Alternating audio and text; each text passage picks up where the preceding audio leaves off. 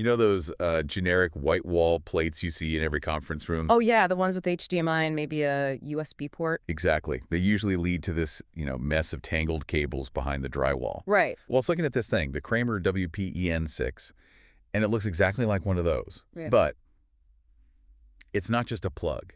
It's basically a high-powered broadcasting station hiding in plain sight.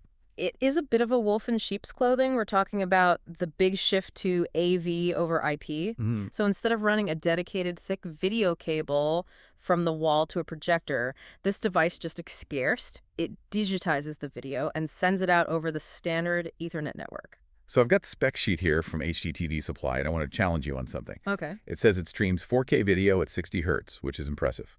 But then I see 4.2.0 color sampling. Is that cutting corners? It's a trade-off, but it's a really smart one for this context. Yeah. 4.2.0 is a form of compression. If you were, say, color grading a Hollywood film, you wouldn't want it.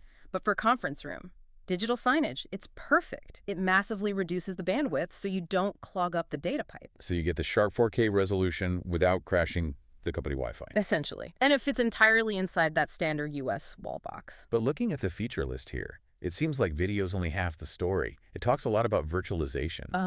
It lists IR, USB over IP, and RS-232. To me, RS-232 is that ancient connector from, like, the 90s. Why are we virtualizing that? Because the world is full of legacy hardware that just refuses to die. Okay. Virtualizing RS-232 means you can send control commands over the modern network to an old projector that only speaks that old language.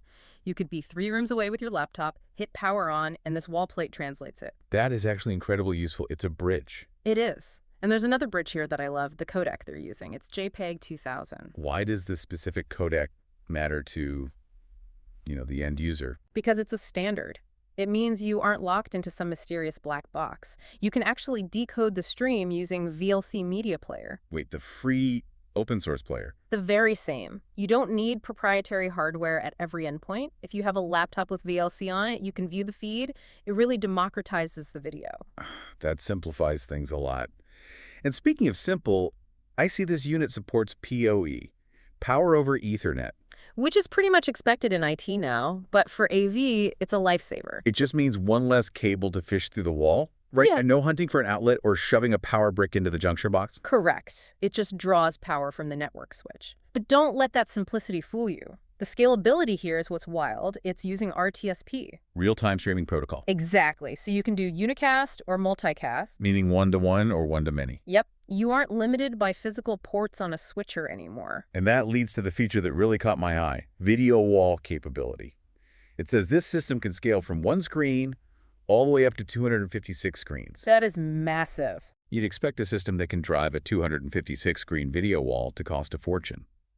But looking at the price on HDTV Supply, the MSRP is around $1,400, and their price today is listed at $1,120. For a 4K encoder that also handles all that control, that's very competitive. The reviews seem to back that up.